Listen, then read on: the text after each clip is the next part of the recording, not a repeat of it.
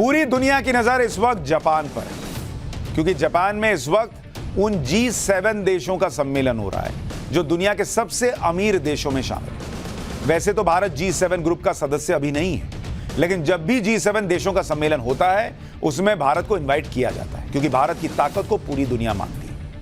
G7 की summit में हिस्सा लेने के लिए प्रधानमंत्री नरेंद्र मोदी भी जापान पहुंचे और पीएम मोदी की एक मीटिंग पर पूरी दुनिया की टकटकी है। मतलब सब लोग देख रहे हैं कि उस मीटिंग में क्या होगा, और वो मीटिंग प्रधानमंत्री मोदी की होने जा रही है यूक्रेन के राष्ट्रपति जेलेंस्की के साथ। दुनिया की नजर है कि पीएम मोदी और जेलेंस्की मिलेंगे तो क्या होगा, क्या नरेंद्र मोदी युद्ध रुकवा देंगे? क्योंकि जब से यूक्रेन युद्ध छिड़ा है तब से 1 साल से ज्यादा हो गए जेलेंस्की और पीएम मोदी की अब तक मुलाकात ही नहीं हुई थी। युद्ध के इस 1 साल में रूस के राष्ट्रपति व्लादिमीर पुतिन से तो पीएम मोदी की मुलाकात हो चुकी है, लेकिन जेलेंस्की से अब तक पीएम मोदी की कोई मीटिंग नहीं। फोन पर बात हुई लेकिन आमने सामने की मीटिंग नहीं। अब G7 देशों की समिट में ऐसा मौका आया है कि जेलेंस्की पीएम मोदी के सामने वो बातें रख सकते हैं जो बातें जेलेंस्की पीएम मोदी को कई बार फोन करके बता चुके हैं। लेकिन आप ये भी देखिए कि पीएम मोदी चाहते तो अपने दोस्त पुतिन को खुश करने के लिए जेलेंस्की से मिलने का टाइम नहीं देते। भाई पुतिन को लग सकता है ना कि भाई ये आदमी तो मेरा दुश्मन है जेलेंस्की, इससे क्यों मिल रहे हैं मेरे दोस्त मोदी। लेकिन नरेंद्र मोदी आज की डेट में इंडिया को ग्लोबल पावर बना चुके हैं। वो अपने टर्म्स पर दुनिया से रिश्ते रख रहे हैं, भारत के रिश्ते रख रहे हैं। इसलिए रूस से दोस्ती है, लेकिन दुनिया को भी इस युद्ध से निकालना है, इसलिए जेलेंस्की से भी बात होगी। भाई वो तो पुतिन को सामने बैठ के बता चुके हैं कि युद्ध करने का समय नहीं है, मुंह पे बोल चुके हैं, तो जेलेंस्की से क्यों नहीं मिलेंगे? पुतिन से वो एससीओ समिट के दौरान पिछले साल मिल चुके थे। इस साल जब मौका लगा तो वो जेलेंस्की से मिल रहे हैं। जेलेंस्की से मिलने की टाइमिंग को भी इस एंगल से समझिए कि पिछले कुछ अरसे से रूस यूक्रेन के मामले में चीन बहुत एक्टिव हो चुका है।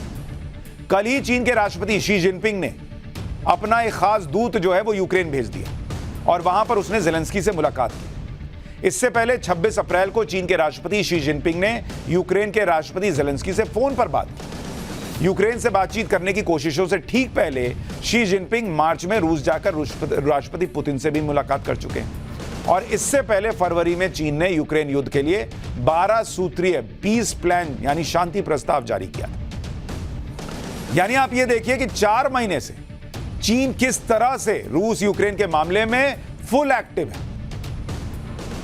अब आप सोच सकते हैं कि क्या भारत कुछ नहीं कर रहा है, तो इसे भी समझ लीजिए कि भारत भी कोई हाथ पर हाथ धरकर नहीं बैठा है।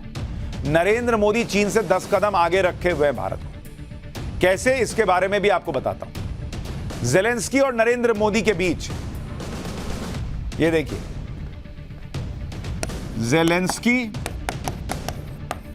और पीएम मोदी, इनके बीच 4 बार फोन कॉल हो चुका है, यानी 4 बार वो फोन पर बात कर चुके हैं। और जब युद्ध चल रहा है, अभी भी चल रहा है, शुरू हुआ था तब से बातचीत हो रही। फिर पिछले महीने जेलेंस्की का लेटर आया पीएम मोदी को कि भाई देखिए क्या चल रहा है, रूस क्या कर रहा है, वगैरह वगैरह। फिर यूक्रेन की उप विदेश मंत्री का भारत दौरा हुआ और अब जेलेंस्की और मोदी की मीटिंग हो रही है। और जब नरेंद्र मोदी जेलेंस्की की मुलाकात होगी तो यह मुलाकात भारत के लिए नहीं, यूक्रेन के लिए ज्यादा इंपॉर्टेंट है, क्योंकि आप देखिए कि मोदी वो वर्ल्ड लीडर हैं जो खरी खरी बात करते हैं। पिछले साल जब पुतिन से पीएम मोदी मिले थे तो उन्होंने पुतिन से साफ साफ कह दिया था कि यह युद्ध का वक्त नहीं है। ये बात दुनिया का कोई नेता पुतिन के मुंह पर कहने की हिम्मत नहीं रखता, लेकिन पीएम मोदी ने बिना हिचक पुतिन के सामने खरी खरी सुना दिया था। ऐसे ही जब भी जेलेंस्की से पीएम मोदी की फोन पर बात हुई है, पीएम मोदी ने खरी खरी बात कही है कि कोई सैन्य समाधान नहीं हो सकता, डिप्लोमेसी ही चलेगी। मतलब एक तरफ वो अमेरिका, ब्रिटेन युद्ध के लिए हथियार दे रहे हैं और मोदी जी सलाह दे रहे हैं कि भैया सुधर जाओ, समझ जाओ, हथियार से कुछ नहीं होगा, डिप्लोमेसी से होगा। उधर चीन से पिछले 2 महीने की बातचीत में शायद जेलेंस्की भी समझ गए होंगे कि चीन से कुछ होने वाला नहीं है, और चीन की वो साख भी नहीं है जो साख आज की डेट में दुनिया में भारत की है। जेलेंस्की को भी देखिए कि युद्ध के दौरान वो पहली बार इस तरह की किसी वर्ल्ड समिट में व्यक्तिगत तौर पर शामिल हो रहे हैं। कोई वर्चुअल तरीके से नहीं जुड़ रहे। ज़ेलेंस्की जापान के निमंत्रण पर G7 समिट में शामिल होने जा रहे हैं।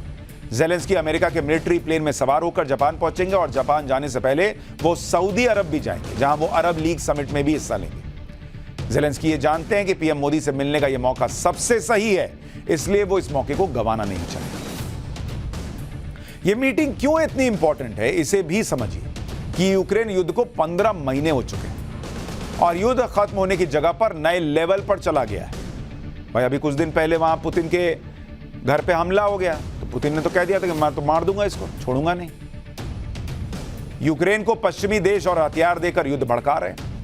ऐसी स्थिति में भारत जैसे न्यूट्रल देश ही युद्ध को और भड़कने से रोक सकते हैं, क्योंकि वो ना तो रूस का सीधा पक्ष ले रहे हैं और ना ही पश्चिमी देशों का। भारत ही वो देश है जो पश्चिमी देशों की चिंताओं को रूस से और रूस की चिंताओं को पश्चिमी देशों से साझा करके उन्हें कन्विंस कर सकता है। और अगर युद्ध को रोकना है तो भारत की भूमिका को केंद्र में रखना ही होगा, क्योंकि अभी की स्थिति तो यह है कि यूक्रेन को भर भर के फिर से यूरोप से हथियार मिल रहे हैं। जब युद्ध शुरू हुआ था तो यूक्रेन को वो हथियार मिले जिससे वो अपनी रक्षा कर सके, जैसे pistol, rifle, anti aircraft missiles, bullet proof waste, ये सब। दूसरे चरण में यूक्रेन को बड़े हथियार मिलने शुरू हुए, जैसे लॉन्ग रेंज रॉकेट सिस्टम, होइत्जर तोप, रॉकेट लॉन्चर्स, लड़ाकू हेलीकॉप्टर्स, ड्रोन्स वगैरह। तीसरे चरण में जब रूस ने यूक्रेन पर हमले और तेज किए तो यूक्रेन को मिसाइल डिफेंस सिस्टम से लैस किया गया, जैसे रूस के ड्रोन हमले से बचाने के लिए यूक्रेन को पैट्रियट मिसाइल्स दी गई, जो दुनिया में बेस्ट एयर डिफेंस सिस्टम मानी जाती है। फिर सर्दियों में जब रूस और यूक्रेन के बीच बखमुत में भीषण लड़ाई छिड़ी तो यूक्रेन ने पश्चिमी देशों ने टैंक मांगे। यूक्रेन ने पश्चिमी देशों से जर्मनी की तरफ से पावरफुल लियोपर्ड टैंक भेजे गए, अमेरिका ने एब्राम्स टैंक दिए, ब्रिटेन ने यूक्रेन को क्रूज मिसाइल देने तक का ऐलान किया, जिसकी रेंज 250 किलोमीटर है और जिसके जरिए यूक्रेन रूस के अंदर हमला कर सकता है।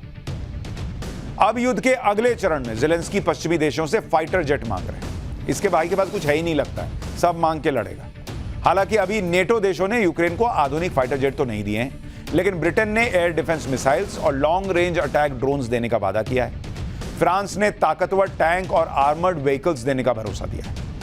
यानी कुल मिलाकर युद्ध में यूक्रेन को छोटे हथियार सप्लाई करने से शुरू हुआ सिलसिला आज फाइटर जेट तक जाकर पहुंच गया। और कोई इसकी गारंटी नहीं देता कि कल अगर युद्ध और भड़का तो परमाणु हथियार भी दागे जा सकते हैं, क्योंकि जब इस तरह से यूक्रेन को हथियार मिलते रहेंगे और युद्ध का लेवल बढ़ता रहेगा तो हमेशा यह खतरा बना रहेगा कि कहीं यह वॉर आगे जाकर वर्ल्ड वॉर और न्यूक्लियर वॉर तक तो ना पहुंच जाए। और जब न्यूक्लियर वॉर होती है, जब एटम बॉम्ब गिरते हैं तो क्या होता है, इसका सबक उसी शहर से लिया जा सकता है जिस शहर में G7 देशों का शिखर सम्मेलन हो रहा है। और यह शहर कौन सा है? जापान का हिरोशिमा, जिसके बारे में सब सुनते हैं। हिरोशिमा और नागासाकी ये जापान के दो शहर हैं जिन्हें अमेरिका ने 1945 में दूसरे विश्व युद्ध के दौरान एटम बॉम्ब गिराकर तबाह किया था। अमेरिका ने पहला एटम बॉम्ब हिरोशिमा पर गिराया था, जिसमें 1 मिनट के अंदर 80% हिरोशिमा शहर राख हो गया था। हिरोशिमा पर एटम बम गिरते ही आग का ऐसा विशाल गोला बना जिसकी गर्मी 10 लाख डिग्री सेल्सियस थी। हिरोशिमा में 80,000 लोग तो एटम बम गिरते ही सिर्फ 5 सेकंड के अंदर मर गए थे। शहर की आबादी करीब 3.5 लाख थी और 1,40,000 लोगों की मौत हो चुकी थी। एटम बम गिरते ही हिरोशिमा शहर के अंदर कुछ एक इमारतों को छोड़कर बाकी जमीन के ऊपर जो भी था वो सब गायब हो गया था।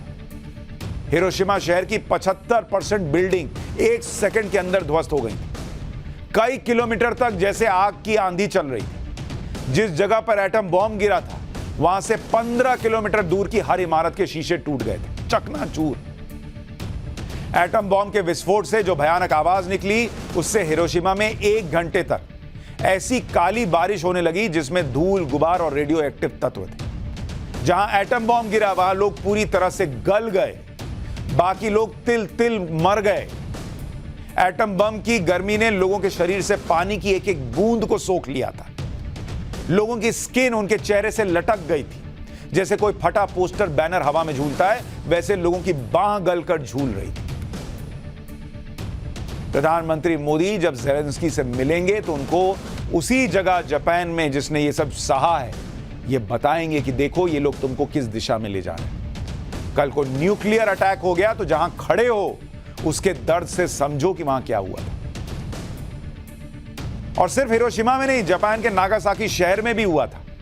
तब का दिन है और अब का दिन है। एटम बम फिर कभी नहीं चला, लेकिन आगे नहीं चलेगा इसकी कोई गारंटी तो देता नहीं, क्योंकि यूक्रेन जैसे युद्धों से यह खतरा हमेशा बना रहेगा। इसलिए युद्ध को भड़काने की जगह कोई रास्ता निकालना चाहिए। अब जब G7 देशों की मीटिंग हिरोशिमा में हो रही थी, तो इसे सिर्फ रूस की निंदा करने वाला शिखर सम्मेलन नहीं बनाना चाहिए। G7 के देश दुनिया के अमीर देश हैं और उनकी अलग जिम्मेदारी है। G7 के बारे में आपको बताता हूं।